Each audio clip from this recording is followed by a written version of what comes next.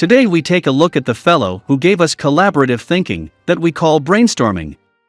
Interestingly enough, Alex Osborne, did his best brainstorming alone, and that's just what the research supports. Originally called ThinkUp, Osborne was with a marketing firm, and it promoted the idea of getting a group of people together and having the group generate ideas to solve a problem.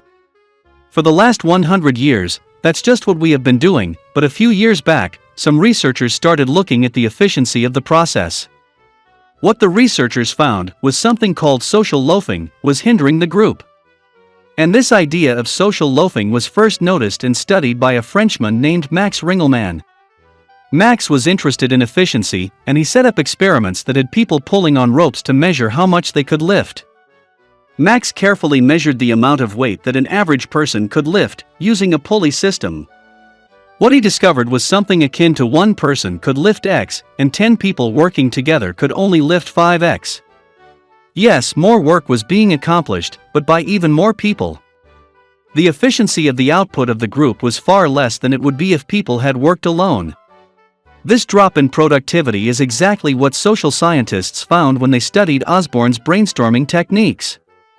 Yes, it is good to discuss ideas, and yes, even more, productive ideas can come from meetings. I really hate to admit this part about the meetings, but it is true.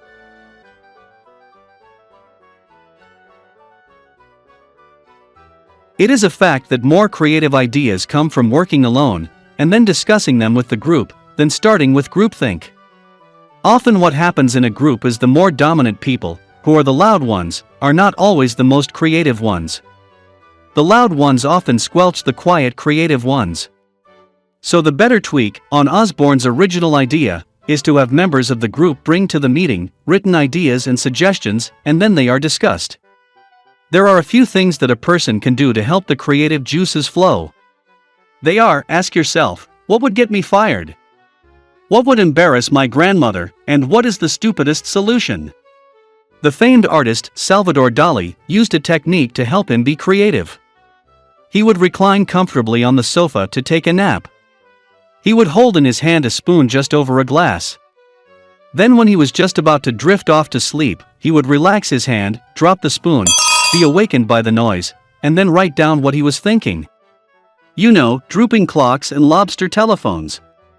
As the great philosopher Ludwig Wittgenstein said, if people did not do stupid stuff, smart stuff would not happen.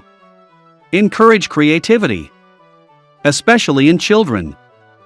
Before the school system beats it out of them,